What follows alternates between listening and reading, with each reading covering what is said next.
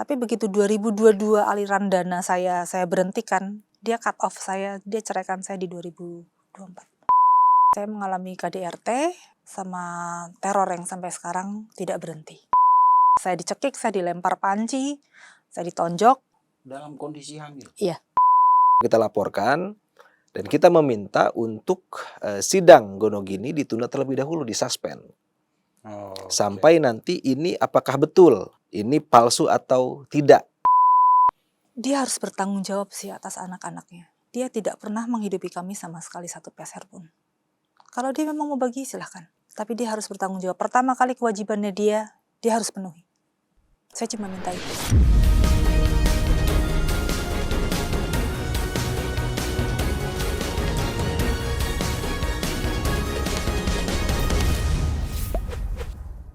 Selamat malam pemirsa cumi-cumi.com dimanapun berada. Balik lagi kita ke spesial interview dan malam ini saya kedatangan dua orang tamu spesial.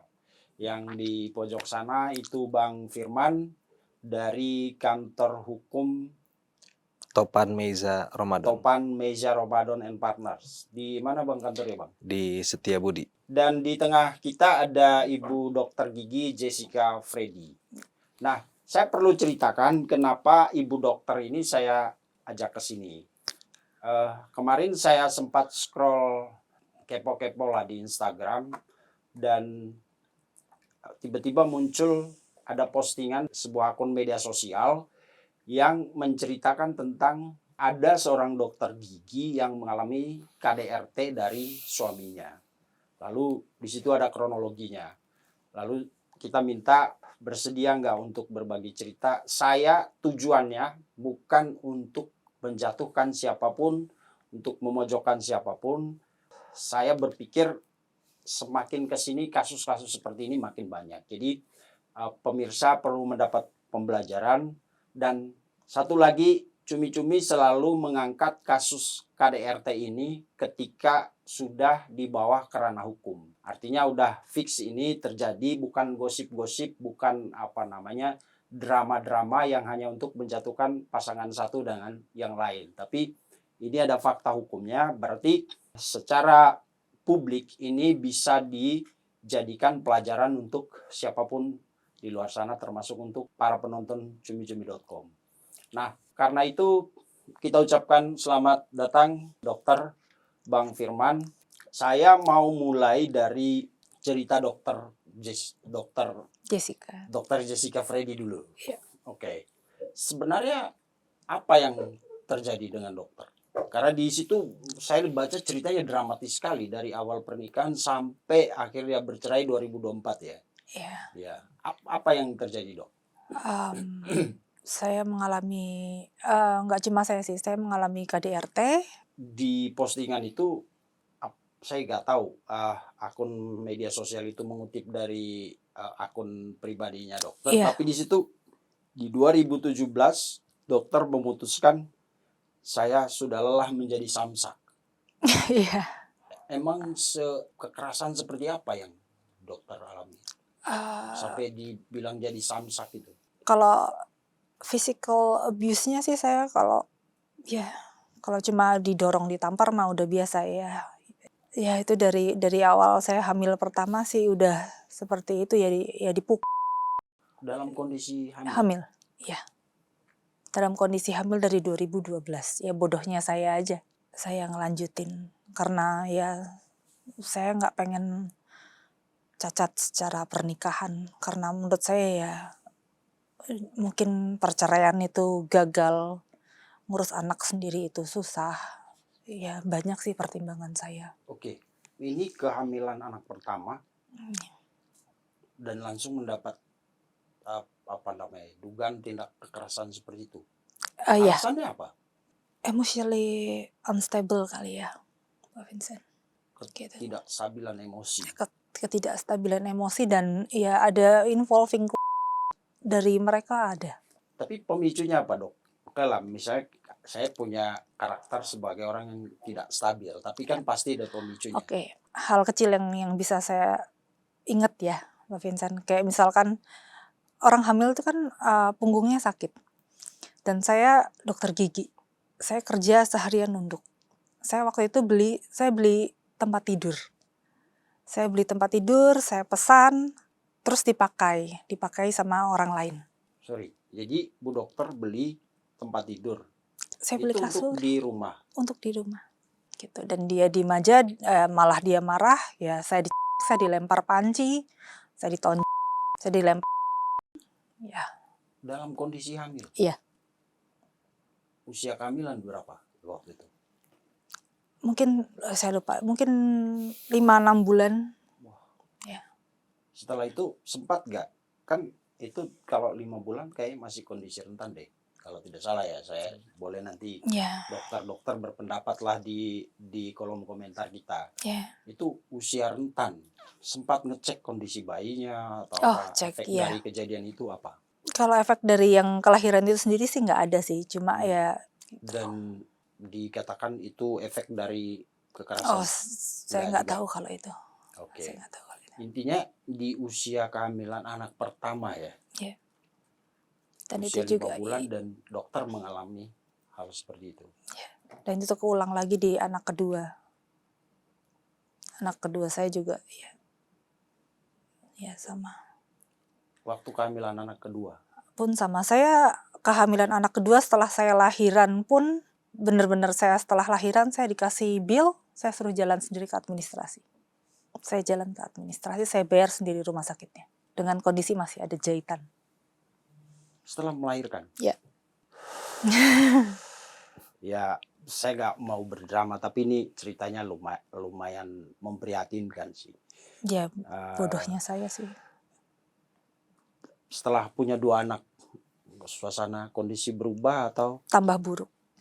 kita semua berkeluarga. Paling nggak proses seperti itu mungkin usia 3 tahun atau 2 tahun. Kalau tahun pertama langsung seperti itu kan saya jadi pertanyakan ini dulu pertemuannya kayak gimana? Iya, dia senior saya sih. Cuma saya dari awal saya berpikir dia ya masih bisa bela lah keluarganya dengan cara mungkin dia menghindarkan saya dari keluarganya. Dia ajak saya berpindah-pindah gitu. Saya dengan kondisi hamil kayak gitu saya ngekos. Ya saya sampai pindah ke Bali sama anak saya segala macem. Terus saya akhirnya ya balik lagi ke Jakarta. Akhirnya Sama beliau pindah ke Bali. Iya, gitu. Pindah ke Bali pun kadang saya di Bali, dia di Jakarta, gitu. Oke. Saya berusaha buat berpikir seperti itu, tapi mungkin ya ada kejadian lain yang saya nggak tahu ya, gitu. Oke. Lalu kemudian 2017 itu puncaknya kata dokter sampai akhirnya pisah rumah.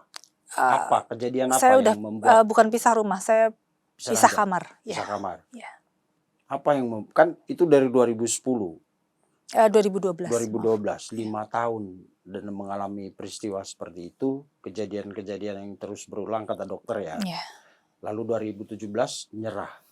2017 saya nyerah. Ya. Apa poinnya di situ yang membuat dokter wah gua udah nggak bisa ini jadi samsak terus? Sebenarnya bukan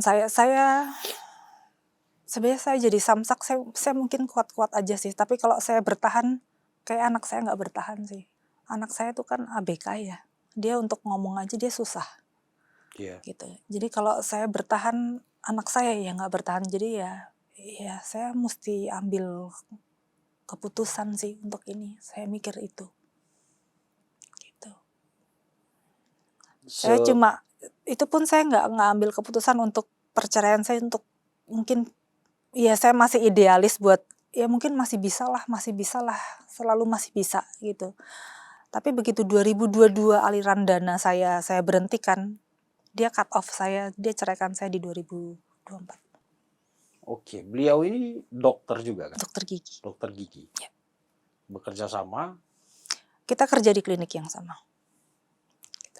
Kerja di klinik yang sama? Iya. Itu punya siapa kliniknya? Surat izinnya milik saya, tapi kliniknya yang saya pakai itu rumah keluarganya dia. Oh itu rumah keluarganya? Iya, makanya saya juga diusir dari situ. Dan nanti ada laporan pencurian itu nanti kita bahas. Iya. Tapi saya mau clear satu hal dulu. Tadi kata dokter 2017 kan udah pisah kamar, pisah ranjang lah ya. Iya. Pisah ranjang, lalu 2022 dia mengajukan gugatan cerai Oh, gitu, enggak, dia mengajukan gugatan cerai itu mulai dari tahun 2024. 2024. Ketok palunya juga 2024. Saya Oke. secara first take. Iya. 2022 itu makin keras karena dokter menyetop apa tadi? Aliran dana. Lah, kan sama-sama dokter. Karena yang bekerja 90% saya. Bagaimana itu bisa dibuktikan? Pasien bisa membuktikan, mungkin asisten saya bisa membuktikan, semua orang yang di klinik bisa membuktikan itu sih. Lalu kemudian orang bilang, ini kan klinik bersama. Bagaimana bisa diklaim bahwa itu uang dokter? Saya yang bekerja, Pak. Gitu. Saya yang pure, saya yang bekerja, dan hasil pekerjaan dia sendiri, dia punya mesin edisi sendiri. Oh, Gitu. oh Untuk jadi pisah gitu ya? yes, dia edisi sendiri. Kalau hasil kerjanya dia, ya masuk ke dia gitu. Tapi yang di saya, ya dia tuntut itu. Lalu 2024 resmi mengajukan gugatan cerai. Iya. Yang mengajukan Beliau. alasannya apa? Kalau saya bilang Di ya itu gugatannya. tadi, saya dari 2022 saya udah nggak bisa provide lagi sih. Itu menurut dokter. Kalau menurut saya. Waktu itu Bang Firman udah lawyernya Bu Dokter. Waktu gugatan masuk belum sebetulnya, Bang. Tapi apa poin gugatan perceraian itu? Kan pasti ada kaitannya sama yang sekarang kan, yang Bang Firman tahu gitu. Sebetulnya dokumen perceraian waktu itu, nah ini belum sempat kita pelajari sebetulnya kalau alasan-alasan tersebut. Yang pasti memang pada saat itu sidang perceraian itu diputus first take, artinya waktu itu pihak Dok Jes mungkin ya tidak hadir. Karena saya disuruh tidak hadir. Tidak, kamu nggak usah datang, buat apa? Oh ya. Iya, saya nggak ngerti juga. Waktu itu Bu Dokter nggak punya lawyer. First, Disuruh nggak datang manut-manut aja. iya, Wah, lalu akhirnya 2025 apa 2024? 2024. 2024 diputuskan bercerai. Iya. Setelah itu selesai. Untuk perceraiannya selesai, gonogininya belum selesai sampai sekarang. Oke. Gitu. Nah, kenapa nggak selesai? Kan biasanya putusan perceraian tuh kalau nggak salah ya Bang ya, disertai dengan pembagian harta gonogini dan lain-lain kan. Nah, kenapa tidak selesai dengan kasus Bu Dokter ini sama mantan suaminya itu Bang? Bang Vincent sebetulnya kalau sekarang ya, memang biasanya kalau sidang perceraian gonogini juga suka masuk di dalam Ya, gugatan, kan? gugatan permohonan. Nah, tapi bisa juga dipisah.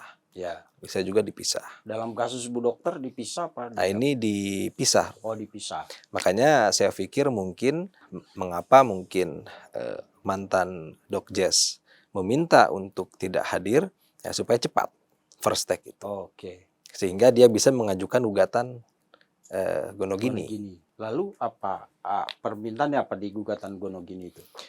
Yang dimintakan adalah simpanan anak, Dok ya. Ya. Simpanan anak. Nah, kan simpanan anak. Emang itu termasuk gonogini, Bang? Kalau dalam hukum ini? Sebetulnya kan yang dimaksud dengan gonogini, Bang Vincent, itu adalah harta yang dikumpulkan bersama-sama. Ya. Nah, biasanya kalau ya kehidupan pernikahan sudah modern, di awal pernikahan suka ada perjanjian pranikah untuk memisahkan mana yang harta bawaan, mana yang kemudian harta yang dibawa ketika setelah menikah. Nah, sehingga nanti ketika terjadi perceraian, maka acuannya kepada perjanjian itu. Sepertinya waktu itu tidak terjadi perjanjian pemisahan harta. Oke. Begitu. Nah, sebetulnya kalau pendefinisian nanti harta bersama itu, dia kan adalah harta yang dimiliki atau dikumpulkan bersama-sama ketika proses perkawinan. Nah, dalam kondisi ini sebetulnya secara kasar kita bisa nilai bahwa ini mesin edisi saja sudah terpisah, Bang. Artinya kalau dalam mungkin kepercayaan agama tertentu, contoh dalam agama Islam, biasanya kan ada istilah bahwa uang laki-laki adalah uang istri. Uang istri ya uang istri gitu. Nah, ini justru berbanding terbalik dengan case seperti ini, Bang Vincent. Artinya ini juga harus tentu ya ini sedang kita proses nanti ke depan, sedang kita lawan. Artinya di urusan pendefinisian gonogini ini Nah, ini yang akan kita perjuangkan tentunya. Saya dengar yang sekarang berproses adalah laporan pemalsuan surat nikah, betul Bang? Betul. Bagaimana ceritanya? Oke, saya mulai mungkin dari perceraian mungkin Ya. tadi yang Bang Vincent bahas. Perceraian itu kan tadi berujung dengan verstek atau in absentia bahasa hukumnya, ketidakhadiran salah satu pihak. Nah, sehingga bercerailah. Maka dasar masuknya gugatan Gonogini karena setelah terjadi perceraian.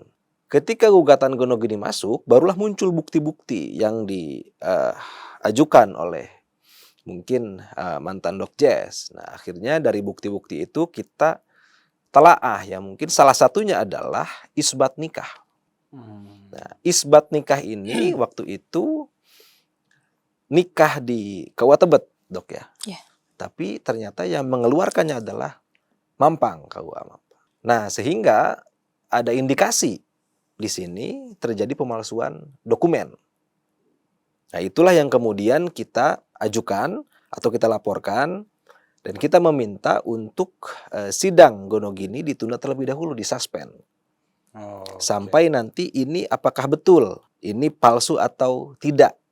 Karena terindikasi ada pemalsuan dokumen di situ. Nah, di sisi lain terkait mungkin first take tadi, putusan first take, nah kita sedang challenge ini, Bang Vincent, untuk di peninjauan kembali. Karena nanti alasannya novum baru itu, alat bukti barunya adalah ada dokumen yang Dipalsukan. diduga dipalsukan. Nah, Bang, nikahnya di Tebet, suratnya dari Mampang. Mungkin nggak, Bang, dia tinggal di Mampang, tapi kan ada istilah numpang nikah di Tebet. Kalau begitu, suratnya tetap dari Tebet apa dari Mampang? Di tempat nikah. Oke. Di tempat nikah. Berarti emang ada dugaan itu ya? Betul, Karena- makanya ada kejanggalan, Bang. Nah, kemudian berproses nih, masuk laporan ke polisi. Sudah masuk penyidikan ya, Bang ya? Betul. Penyidikan dan berkas di kejaksaan. Lalu apa yang terjadi? Nah, untuk sementara progres yang sedang kita hadapi saat ini adalah bahwa benar berkas sudah pernah limpah di kejaksaan, akan tetapi mungkin Kejaksaan Negeri Jakarta Selatan punya penilaian lain, sehingga dinyatakan kurang berkas, ada berkas yang kurang, Apa dikembalikan lagi. Nah, kemarin yang kita diskusikan itu 263 itu, Bang Vincent, ada 2 ayat, ada ayat pembuat, ada ayat pengguna. Nah, sementara di case ini yang terbukti adalah pengguna. Jadi 263 ayat 2 tuh. Nah, sementara pendapat yang lain atau pendapat mungkin kejaksaan harus ada pembuatnya. Oh, bukannya usernya aja udah bisa dikenakan pasal sendiri gitu. Maksudnya udah jelas nih ini melanggar hukum gitu. Betul. Harus sepaket gitu atau gimana? Ya. Nah, itu juga yang sebenarnya ini kan kewenangan penyidik lah, baik di kepolisian ataupun di kejaksaan untuk. Jadi saya memang kalau mau ngebedah dapur atau kewenangan penyidik, saya pikir nggak elok begitu, Bang Vincent. Betul. Sebetulnya. Jadi marilah sebetulnya kita, kalau saya percaya bahwa Polres Jakarta Selatan hari ini bekerja secara profesional, kita dukung dan kita ucapkan terima kasih atas segala proses yang sampai detik ini, begitu, Bang. Tapi kayak misalnya saya pernah mewawancarai dalam kasus berbeda, dokumen palsu juga, tapi ini soal ijazah, bukan ijazah Jokowi ya, Bang, ini ijazah orang lain. Jadi yang dilaporin itu usernya, walaupun kan sebenarnya yang bersalah itu juga tetap universitas ya kan. Betul. Tapi yang dilaporin usernya karena dia menggunakan dokumen palsu itu, dokumen yang diduga palsu itu untuk urusan administrasi sah. Nah, kan dokumennya palsu. Nah, kalau dalam konteks ini gak bisa, Bang, begitu, Bang. Harus sepaket gitu, ada pembuatnya. Iya, memang bisa nggak bisa ini. Jadi saya selalu berpegang di dalam mungkin dunia hukum, Bang Vincent, bahwa kita ini memang hidup di era hukum modern. Tapi hukum modern itu ya tidak memastikan bahwa yang benar adalah yang menang dan yang salah adalah yang kalah. Lagi-lagi kan hukum ini tergantung kepada interpretasi. Jadi saya mau bilang bahwa apa yang saya sampaikan benar, bisa jadi ada pandangan lain tentang itu. Jadi saya nggak bisa maksa juga gitu.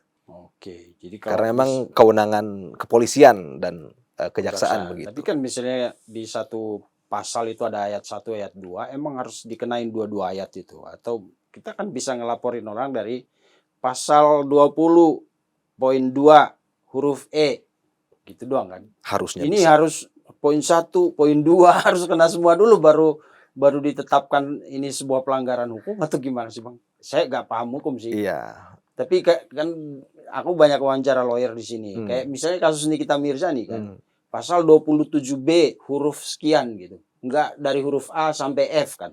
Ya, Jadi huruf D saja pun itu udah masuk pelanggaran hukum. Ya Ya. kan karena pasal itu kalau tidak salah sih dibuat memang spesifik kan di ya, dalamnya. betul.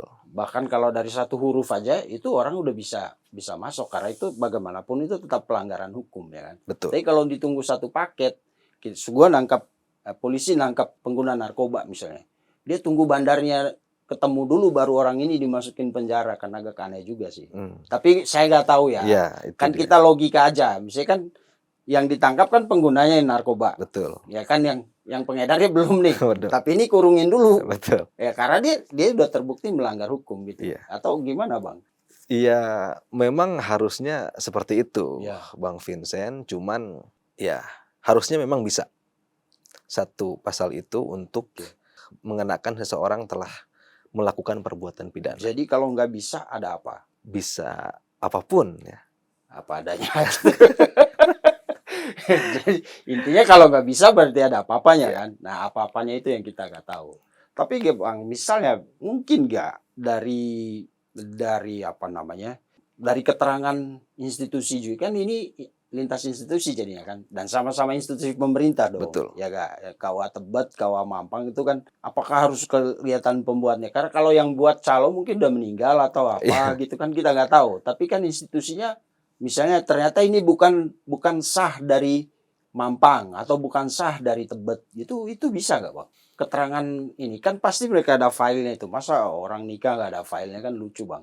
Ya, jadi begini Bang Vincent. Memang pimpinan yang harusnya menyampaikan inilah, karena pimpinan saya mungkin Bang Topan. Mesti Bang Topan ya nanti. Ya, Mudah-mudahan bagusnya kita memang ketemu untuk Bang Topan. menyampaikan ini Ya. beliau.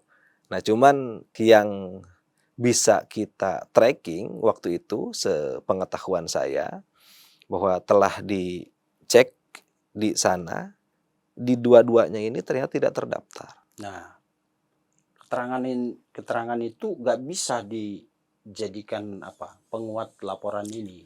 Ya, justru sudah. Oh, tapi P19. Ya, mungkin alasan-alasan itu kan yang kita masih belum ketahui. Ya. Artinya ini ya karena ya bukan kewenangan saya gitu.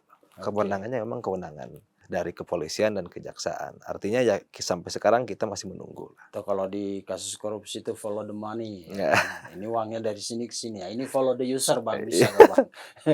Usernya yang harus nuntun lu dulu buat di mana kan begitu polisi. Iya. Apa gimana? Ini logika orang biasa Iya. Bang. Nggak, bukan.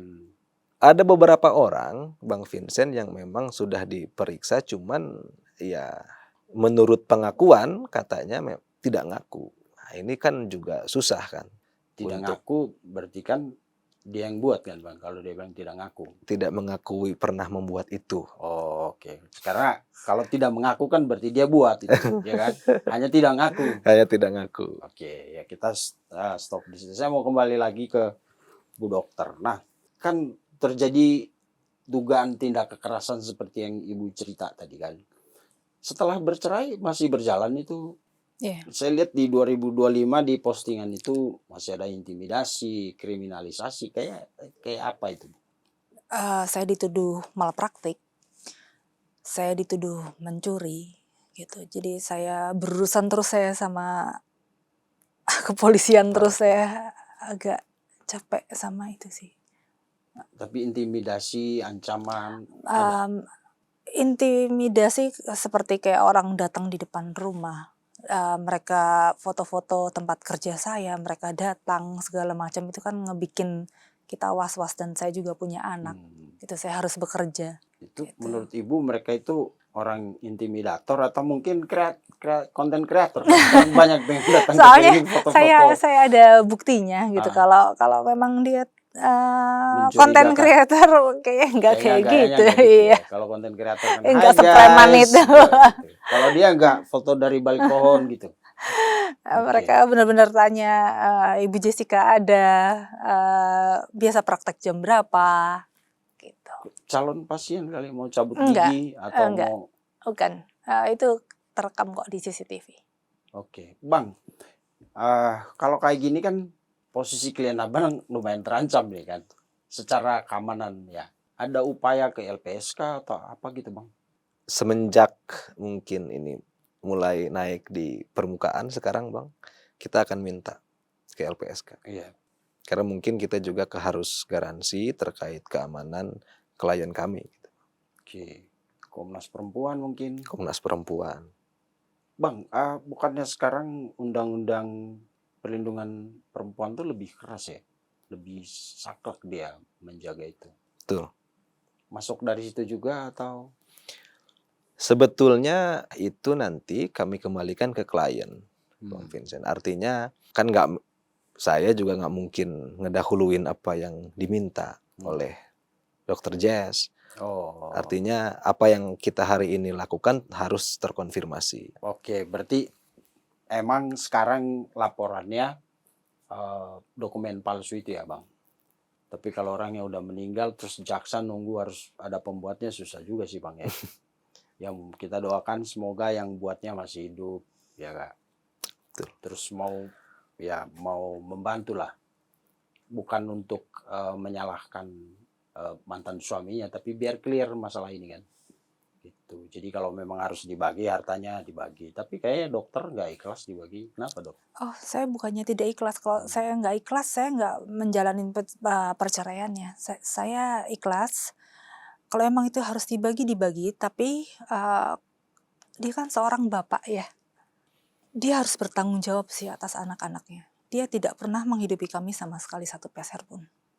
Kalau dia memang mau bagi silahkan. Tapi dia harus bertanggung jawab. Pertama kali kewajibannya dia harus penuhi. Saya cuma minta itu. Ini kewajiban nafkah ini setelah bercerai atau? No, sepanjang ini saya tidak pernah dapat. Sama sekali. Nafkah materi maksudnya, Dok? Nafkah materi ya. Even sesimpel biaya les yang murah. Nggak ada. Untuk anaknya? Nggak ada. Anak saya segitu penuhnya terapi. Nggak ada. Uang sekolah tidak ada. Maaf, ini bisa dokter? Oh bisa, saya bisa buktikan semuanya. Semuanya saya yang bayar. Saya simpan semua. Oke, kompleks banget. Apa namanya? Kondisinya ya, secara fisik mendapat dugaan tindak kekerasan, terus secara ekonomi juga tidak. Iya, tidak didukung. Ya. Tapi dokter bisa bertahan dari 2012 sampai 2017. Bahkan 2024 kan cerainya. Kenapa ada malaikat yang melindungi atau apa? Boleh dibuka apa? Boleh dibuka yang tadi? Ceritakan saja. Kenapa takut apa namanya anak tumbuh dari keluarga broken home yang orang tuanya pisah, atau dokter merasa ada intimidasi lain lah. Ada intimidasi di luar saya takut, memang saya takut jadi single parent segala macam. Saya ada intimidasi lain yang lumayan ngedesak saya sih buat saya keluar dari siklus ini. Oke, intimidasi itu berhubungan dengan keselamatan dokter? Iya. Berarti ini tingkat tinggi ya, Dok. Lalu kemudian ya. 2024 itu berani untuk keluar dari situ? 2017. Saya udah mulai dari 2017 saya udah mikir ini kayaknya saya harus keluar sih gitu. Ya, apapun yang terjadi udahlah saya berhenti. Iya. Gitu. Ya mungkin saya cacat gitu, saya cerai. Itu pure keputusan saya dan saya ngelihat perkembangan anak-anak saya sih untuk itu. Kalau bukan saya yang ngebela anak-anak saya, siapa lagi? Jadi dokter berjuang sendiri. Iya. Akan fokus terus di dugaan dokumen palsu atau akan ke sini juga, Bang? Untuk sementara kita akan kawal ini dulu. Nanti mungkin hal-hal lain terkait yang tadi kita diskusikan, Bang. Nanti sama itu tergantung Oke. Dokter Jess. Bang, kalau nanti misalnya ternyata dugaan dokumen palsu itu terbukti, berarti harta Gonogini nggak ada dong Harusnya begitu. konsekuensi hukumnya ya. Karena pernikahan itu didasarkan pada dokumen yang ternyata dipalsukan. Oh ya, dipalsukan. Kalau putusan pengadilannya telah keluar pemalsuan. Berarti apapun mau dulu ada ritual dan lain-lain itu, tanpa dokumen yang sah, pernikahan itu dianggap nggak ada. Betul. Jadi harta Gonogini pun nggak ada. Pernikahannya kan nggak ada gitu. Ya, secara administrasi ya, hukum negara begitu ya. Ya, hukum negaranya Ya. begitu. Ada lagi yang Ibu Dokter mau sampaikan, luput dari pertanyaan saya mungkin? Ya, saya terima kasih sih sama Pak Kapolres sama Kejaksaan Negeri juga, saya terima kasih udah mau terima kasus saya. Saya cuma pengen yang harusnya jadi haknya anak-anak saya, harusnya jadi haknya anak saya sih. Bukan buat kepentingan saya sih. Oke. Itu sih, saya minta itu aja. Jadi tabungan anak itu dulu emang gimana ceritanya? Iya, saya memang kumpulin karena ya saya tahu kebutuhan mereka sangat besar. Saya memang kumpulin buat mereka. Ya, beliau tahu dan beliau memang minta yang di situ sih, yang ada. Dia jelas-jelas minta, di pengadilan pun dijelaskan dia minta itu dibagi. Oke. Dan sekarang di hold dulu karena ada gugatan itu ya, Bang. Kalau dari Bang Firman ada yang mau disampaikan? Saya pikir seorang dokter gitu Bang Vincent ya, yang memang profesi mentereng, mungkin kita bisa bilang begitu, seorang dokter gigi. Tapi ternyata kepolosan Dokter Jess ingin membina biduk rumah tangga yang sakinah mawaddah warahmah, nah, itu tercederai oleh tindakan-tindakan yang tadi kita bicarakan. Artinya kan ini bisa menimpa siapa saja. Betul. Hanya yang berkesempatan terpotret oleh kamera, ada yang tidak berkesempatan. Kita semua harus aware sebetulnya. Baik itu masyarakat sipil, mau aparat penegak hukum, kepolisian, kejaksaan. Kita harus aware itu. Karena kejadian ini tidak bisa menimpa, wah ini orang pinter, ini orang nggak pinter. Nah, bukan karena pinter nggak pinter ini. Ada hal-hal lain yang menjadi faktor-faktor penyebab itu terjadi. Itu paling kalau saya. Sehingga ya ke depan semoga ya tidak ada lagi kejadian-kejadian seperti Dokter Jess. Nggak ada lagi Jessica lain di luar sana. Dokter mau sampaikan sesuatu ke Bapak mantan. Kalau sekiranya mungkin nanti dia nonton tayangan ini, apa yang mau dokter sampaikan dari hati dokter? Saya cuma minta stop. Saya pengen dia sadar sih kalau dia punya 2 anak yang hidupnya masih sangat panjang sih. Tolonglah pikirin mereka. Saya cuma minta itu aja. Nggak perlu pikirin saya mungkin orang lain. Pikirinlah anak-anaknya aja. Karena kayak gini akan sangat ngeganggu sekali sih. Ngeganggu semuanya. Ya, itu aja sih paling. Terima kasih dokter. Bang Firman, terima kasih. kasih. Pemirsa, di dunia ini sebagai sesama manusia itu harusnya tidak boleh ada satu orang yang menganggap yang lain sebagai subordinasinya, yang biasa dia kuasai, biasa dia kekang, bisa dia ancam, bisa dia intimidasi gitu dengan alasan apapun.